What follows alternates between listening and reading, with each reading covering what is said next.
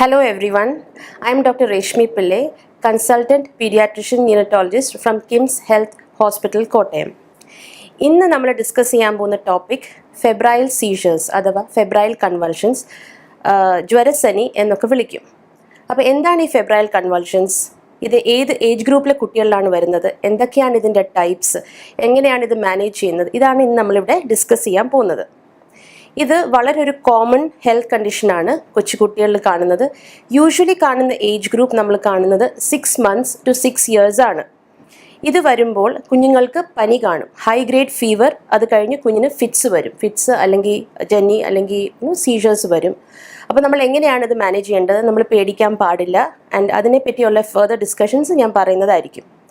ഒരു strong family history കാണും. That means ഒരു ഫസ്റ്റ് ഡിഗ്രി റിലേറ്റീവിൽ ഇത് ഫാമിലി ഹിസ്റ്ററി പോസിറ്റീവ് ആയിരിക്കും. ഒന്നെങ്കിൽ കുട്ടികളുടെ മാതാപിതാക്കളുടെ കുഞ്ഞുകാലത്ത് അവർക്ക് ഇതേപോലെ ഹൈ ഗ്രേഡ് ഫീവറിൻ്റെ സമയത്ത് സീഷേഴ്സ് വന്ന് കാണും, അല്ലെങ്കിൽ അവരുടെ ബ്രദറിനോ സിസ്റ്ററിനോ ഇത് വന്ന് കാണും. ഇങ്ങനെയുള്ള കുട്ടികൾക്ക് ഇത് ഹൈ റിസ്ക് ആണ്. ഡെഫിനറ്റ്ലി അവർക്ക് വരാനുള്ള ചാൻസും വളരെ ഹൈ ആണ്.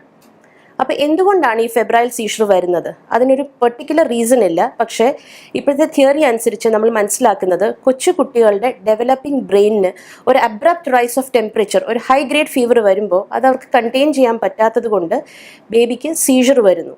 ഇതുകൊണ്ടാണ് ഫെബ്രൈൽ സീഷേഴ്സ് വരുന്നത്. അപ്പോൾ ഈ ഫെബ്രൈൽ സീഷേഴ്സ് വരുമ്പം കുട്ടിക്ക് ഹൈ ഗ്രേഡ് ഫീവർ കാണും. എന്തുകൊണ്ടാണ് ഈ ഫീവർ വരുന്നത്? അപ്പോൾ ഫീവർ വരുന്നത് ഡെഫിനറ്റ്ലി ഒരു ഫോക്കസ് ഓഫ് ഇൻഫെക്ഷൻ കാണും കുഞ്ഞിനല്ലേ.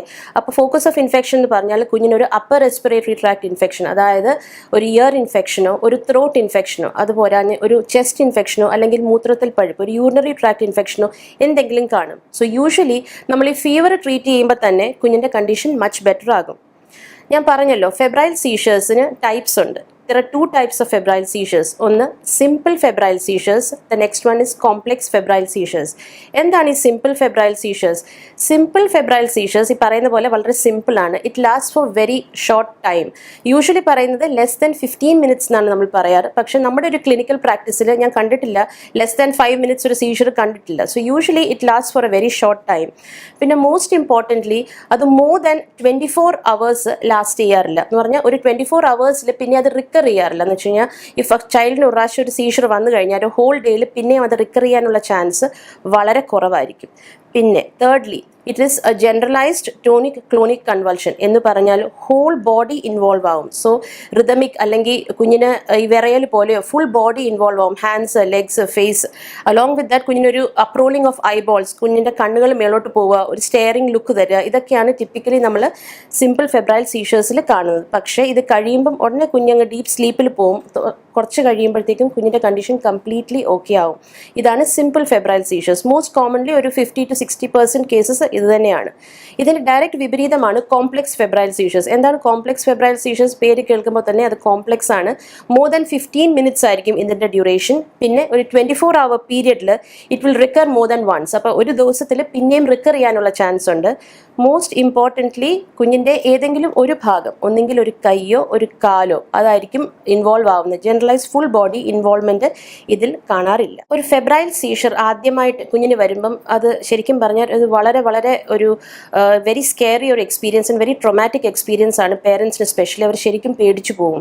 അപ്പോൾ എങ്ങനെയാണ് ഈ ഫെബ്രൈൽ സീഷർ, എങ്ങനെയാണ് ഇതിൻ്റെ ഒരു ഡിസ്ക്രിപ്ഷൻ ഈ എപ്പിസോഡിൻ്റെ എന്ന് പറഞ്ഞു കഴിഞ്ഞാൽ, ഒരു അതർവൈസ് നോർമൽ ചൈൽഡ് സഡൻലി നമ്മൾ കാണുമ്പോഴത്തേക്കും ഒരു സഡൻ അപ്രോളിംഗ് ഓഫ് ഐബോൾ, സഡൻലി കണ്ണ് മേലോട്ട് പോയിട്ട് സ്റ്റെയറിംഗ് ലുക്ക്, ഒരു വേക്കൻറ്റ് സ്റ്റെയർ, ഒരു സൈഡിലോട്ട് സ്റ്റെയർ ചെയ്തുകൊണ്ടിരിക്കുക, ഹോൾ ബോഡി കണ്ടിന്യൂസ് ആയിട്ട് കുടയുക, പിന്നെ സ്റ്റിഫ് ആവുക, മരം പോലെ ബോഡി ആയിട്ട് കംപ്ലീറ്റ്ലി കുഞ്ഞങ്ങ് ഇങ്ങനെ ഒരു ആർച്ച് ചെയ്യുക, ബോഡി കംപ്ലീറ്റ്ലി ആർച്ച് ചെയ്തിട്ട് വായിക്കാത്തൊരു ഞൊരയും പതയൊക്കെ വരിക.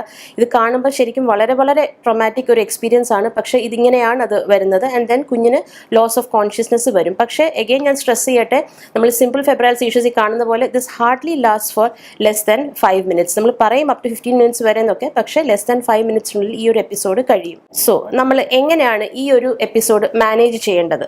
വളരെ വളരെ ഇമ്പോർട്ടൻറ്റ് ടോപ്പിക്കാണിത്. ഈ ഒരു ടോപ്പിക് ഓഫ് ഡിസ്കഷനിലെ ക്രക്സ് ഇത് തന്നെയാണ്. എങ്ങനെയാണ് നമ്മൾ വീട്ടിലൊരു ഫെബ്രൈൽ സീഷർ കുഞ്ഞിന് വന്നാൽ നമ്മൾ എങ്ങനെ അത് മാനേജ് ചെയ്യും?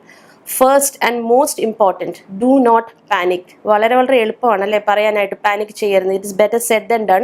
പക്ഷേ അത് തന്നെയാണ് വേണ്ടത്. We should keep our calm. നമ്മൾ പാനിക് ചെയ്യാൻ പാടില്ല. കുഞ്ഞിങ്ങനെ കൺവൾഷൻ വരുന്ന സമയത്ത് ഒരു കാരണവശാലും കുഞ്ഞിനെ ഡയറക്റ്റ്ലി എടുത്ത് തോളത്തിടരുത്. നമ്മൾ യൂഷ്വലി അങ്ങനെയാണ് ചെയ്യുന്നത്. പേരൻസ് പേടിച്ചിട്ട് അവരുടെ അടുത്ത് കുഞ്ഞിനെ തോളത്തിടും. അങ്ങനെ ചെയ്യരുത്. അങ്ങനെ ചെയ്താൽ കുഞ്ഞിൻ്റെ വായ്ക്കകത്തു നിന്ന് വരുന്ന സെക്രീഷൻസ്, ഈ സ്രവങ്ങളൊക്കെ ഡയറക്റ്റ്ലി കുഞ്ഞിൻ്റെ ശ്വാസകോശത്തിൽ പോയിട്ട് കുഞ്ഞിനത് ഇൻഫെക്ഷൻ, ആസ്പിറേഷൻ അങ്ങനെ പ്രശ്നങ്ങളൊക്കെ വരും. അതുകൊണ്ട് നമ്മൾ ചെയ്യേണ്ടത് കുഞ്ഞിനെ ഒരു ഫ്ലാറ്റ് സർഫസിൽ കിടത്തുക, കുഞ്ഞിനെ ചരിച്ച് കിടത്തുക, ഒരു സൈഡിലോട്ട് ചരിച്ച് കിടത്തുക. കുഞ്ഞിൻ്റെ തല എപ്പോഴും താന്നിരിക്കണം. ഒരു കാരണവശാലും പൊങ്ങിയിരിക്കാൻ പാടില്ല. താന്നിരിക്കണം, അല്ലെങ്കിൽ ബോഡിയുടെ ലെവലിലായിരിക്കണം. പിന്നെ കുഞ്ഞിൻ്റെ സറൗണ്ടിങ്സ്, അത് വളരെ ഇമ്പോർട്ടൻ്റ് ആണ്. ഒരു ഷാർപ്പ് ഓബ്ജക്ട്സോ ഫേർണിച്ചറോ അങ്ങനെ ഒന്നും കുഞ്ഞിൻ്റെ ചുറ്റുവട്ടത്തുണ്ടാകാൻ പാടില്ല. അതിൽ നിന്ന് കുഞ്ഞിന് എന്തെങ്കിലും ഇഞ്ചുറീസ് വരാനുള്ള സാധ്യതയുണ്ട്. സോ അത് വളരെ വളരെ കെയർഫുള്ളായിട്ട് നമ്മൾ ശ്രദ്ധിക്കേണ്ടതാണ്. പിന്നെ കുഞ്ഞിൻ്റെ വായ്ക്കകത്തൂടെ വരുന്ന സെക്രീഷൻസ് നമുക്ക് ജസ്റ്റ് ഒപ്പിയെടുക്കാം. പക്ഷെ കുഞ്ഞിൻ്റെ വായ്ക്കകത്ത് ഒന്നും ഇൻസേർട്ട് ചെയ്യാനും പാടില്ല. ആ സമയത്ത് കുഞ്ഞിന് ഒരു മരുന്നുകളോ ഒന്നും കൊടുക്കാൻ പാടില്ല. ബിക്കോസ് കുഞ്ഞിന് ഫിറ്റ്സ് വന്നുകൊണ്ടിരിക്കുകയാണ്. പിന്നെ നമ്മൾ ചെയ്യേണ്ട വേറൊരു കാര്യം, കുഞ്ഞിൻ്റെ ഈ ഫിറ്റ്സ് വരുമ്പോൾ അത് നിയന്ത്രിക്കാൻ പാടില്ല, റിസ്ട്രെയിൻ ചെയ്യാൻ പാടില്ല. കുഞ്ഞിൻ്റെ കയ്യിലോ കാലിലോ ഒന്നും പിടിക്കാൻ പാടില്ല. കുഞ്ഞിനെ ജസ്റ്റ് സൈഡിലോട്ട് തിരിച്ച് എന്തെങ്കിലും ടൈറ്റ് ആയിട്ടുള്ള ഷർട്ടോ അങ്ങനെ ടുവേർഡ്സ് ദ നെക്ക് എന്തെങ്കിലും ബട്ടൺസ് ഒക്കെ ടൈറ്റ് ആയിട്ടുണ്ടെങ്കിൽ അത് ലൂസാക്കി വിടുക. So that will help him to breathe. കുറച്ച് കഴിയുമ്പം കുഞ്ഞ് കുറച്ച് ഡീപ്പ് സ്ലീപ്പിൽ പോകും. അത് കഴിയുമ്പോഴത്തേക്കും you can take him to the hospital. അവിടെ പോകുമ്പോൾ ഇത് ഫസ്റ്റ് എപ്പിസോഡ് ആകുമ്പോൾ നമ്മുടെ കയ്യിൽ മെഡിസിൻസ് ഒന്നും കാണത്തില്ലല്ലോ. അപ്പോൾ ഡോക്ടേഴ്സ് സപ്പോസിറ്ററി ഒക്കെ വെച്ച് പിന്നെ ഡിസൈഡ് ചെയ്യും വേറെ മെഡിക്കേഷൻസ് ഒക്കെ കുഞ്ഞിന് കൊടുക്കണോ വേണ്ടയോ എന്ന്. ഇവിടെ എനിക്ക് സ്ട്രെസ് ചെയ്ത് പറയേണ്ട വേറൊരു ഇമ്പോർട്ടൻറ്റ് കാര്യം എന്ന് പറഞ്ഞാൽ ടൈമിംഗ് ഓഫ് ദ ഫിറ്റ്. എത്ര നേരമാണ് കുഞ്ഞിന് ഈ കൺവൾഷൻ വന്നതെന്ന് പറ്റുമെങ്കിൽ നമ്മളൊന്ന് റെക്കോർഡ് ചെയ്യുന്നത് വളരെ ഇമ്പോർട്ടൻ്റ് ആയിരിക്കും. അപ്പോൾ നമുക്കറിയാം എത്ര മിനിറ്റ്സ് ആണ് കുഞ്ഞിന് ഇത് വന്നത്. ബിക്കോസ് നമ്മൾ ഹോസ്പിറ്റലിൽ ചെല്ലുമ്പം ആസ് എ ഡോക്ടർ ഞാൻ ഫസ്റ്റ് ആയിട്ട് ചോദിക്കുന്നത് എത്ര മിനിറ്റ്സ് ആയിരുന്നു ഈ സീഷേഴ്സ്, എങ്ങനെയായിരുന്നു ഈ കൺവൾഷൻസ് ഒന്ന് ഡിസ്ക്രൈബ് ചെയ്യാവുന്ന പേരൻസ് ചോദിക്കും. പേരൻസിന് കൃത്യമായിട്ട് 1 മിനിറ്റ് 2 മിനിറ്റ് അവർക്ക് കൃത്യമായിട്ട് അറിയത്തില്ല. അപ്പോൾ അത് വളരെ ഇമ്പോർട്ടൻ്റ് ആണ്, ടൈമിംഗ് ഓഫ് ദ ഫിറ്റ്. അപ്പം നമ്മൾ ടൈം ചെയ്യണം എത്ര മിനിറ്റ്സ് ആണ് കുഞ്ഞിന് ഇത് വന്നേക്കുന്നതെന്ന്. എന്നിട്ട് നമ്മൾ ഹോസ്പിറ്റലിൽ കുഞ്ഞിനെ കൊണ്ടുപോവാണ് ചെയ്യേണ്ടത്. സീഷർ എപ്പിസോഡ് കഴിയുമ്പോൾ വേറൊരു ഇമ്പോർട്ടൻറ്റ് കാര്യം നമ്മൾ ചെയ്യേണ്ടത് ടെപ്പിഡ് സ്പഞ്ചിങ് ആണ്. ടെപ്പിഡ് സ്പഞ്ചിങ് എന്ന് വെച്ച് കഴിഞ്ഞാൽ കുഞ്ഞുങ്ങളെ നമ്മൾ തുണി മുക്കിപ്പിഴിഞ്ഞ് നന്നായിട്ട് തുടയ്ക്കുക. ഇതിൽ നമ്മൾ ചെയ്യേണ്ടത് ഒരിക്കലും നമ്മൾ ഐസ് വാട്ടറോ കോൾഡ് വാട്ടറോ യൂസ് ചെയ്യാൻ പാടില്ല. നമ്മൾ റൂം ടെമ്പറേച്ചർ പൈപ്പിൽ വരുന്ന വെള്ളം ഉപയോഗിച്ച് കുഞ്ഞിനെ നന്നായിട്ട് തുടച്ചെടുക്കുക. ഹോസ്പിറ്റലിൽ എത്തുന്നതിന് മുമ്പ് കുഞ്ഞിനെ നല്ല ഭംഗിയായിട്ട് നമ്മൾ തുടച്ചെടുക്കണം റൂം ടെമ്പറേച്ചർ വാട്ടർ വെച്ച്. ഇതിനാണ് ടെപ്പിഡ് സ്പഞ്ചിങ് എന്ന് പറയുന്നത്. സോ ബൈ ദ ടൈം നമ്മൾ ഫീവർ മെഡിസിൻ കൂടെ കൊടുക്കുമ്പോഴത്തേക്കും ഫീവർ വേഗം കുറയാൻ ഇത് സഹായിക്കും. ഇത് ഒരു സെക്കൻഡ് എപ്പിസോഡായിട്ട് വീട്ടിൽ വരുവാണെങ്കിൽ ബൈ ദ ടൈം നമുക്ക് already in handy paracetamol suppositories വേണം.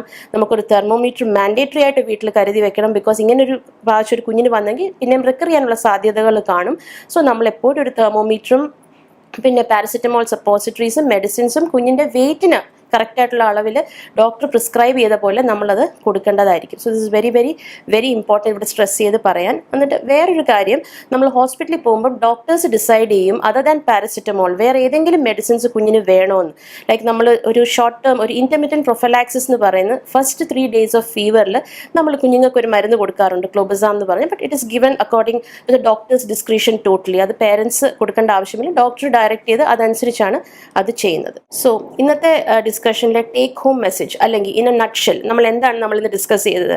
ഫെബ്രൈൽ സീഷർ, ഫീവർ വരുമ്പം ഇൻ അതർവൈസ് നോർമൽ ചൈൽഡിൽ ഉള്ള ഒരു ഇതാണ് പ്രതിഭാസമാണ് സീഷർ. കൺവൾഷൻ ഫീവർ കൂടുമ്പോൾ വരുന്നൊരു ഫിറ്റ്സ് ആണ്. ഇത് യൂഷ്വലി ഉണ്ടാവുന്നത് 6 months to 6 years ഏജ് ഗ്രൂപ്പിലാണ്. We need to be very calm and not to panic. കുഞ്ഞിന് ഇത് വരുമ്പോൾ ഞാൻ പറഞ്ഞതുപോലെ സേഫ് എൻവയൺമെൻറ്റ് പ്രൊവൈഡ് ചെയ്തിട്ട് കുഞ്ഞിനെ സ്റ്റെബിലൈസ് ചെയ്തിട്ട് വേണം ഹോസ്പിറ്റലിൽ കൊണ്ടുപോകാൻ. ഈ പറഞ്ഞ പോലെ ടൈമിംഗ് ഓഫ് ദ ഫിറ്റ് വളരെ ഇമ്പോർട്ടൻ്റ് ആണ്. ടൈമിംഗ് നമ്മൾ അറിഞ്ഞിരിക്കണം. തെർമോമീറ്ററും ബാക്കി medications like fever medications like paracetamol നമ്മൾ കരുതി വെക്കേണ്ടതാണ്. പിന്നെ last but not the least ഒരു വളരെ വളരെ ഇമ്പോർട്ടൻറ്റ് പോയിന്റുമായിട്ട് ഞാൻ കൺക്ലൂഡ് ചെയ്യട്ടെ. Keep in mind, febrile seizure ഒരിക്കലും ഒരു കുഞ്ഞിൻ്റെ ബുദ്ധി വളർച്ചയോ ആരോഗ്യത്തിനെയോ ഒരിക്കലും എഫക്റ്റ് ചെയ്യത്തില്ല. കുഞ്ഞിൻ്റെ പഠിക്കാനുള്ള ബുദ്ധിയെ, സ്കൊളാസ്റ്റിക് പെർഫോമൻസ്, IQ എന്നൊക്കെ പറയും, ഗ്രോത്ത് ആൻഡ് ഡെവലപ്മെൻറ്റ്, അതിനെ എഫക്റ്റ് ചെയ്യാറില്ല. So let me conclude, febrile seizure നമ്മൾ കറക്റ്റായിട്ട് മാനേജ് ചെയ്ത് not to panic and you can manage it at home. Thank U.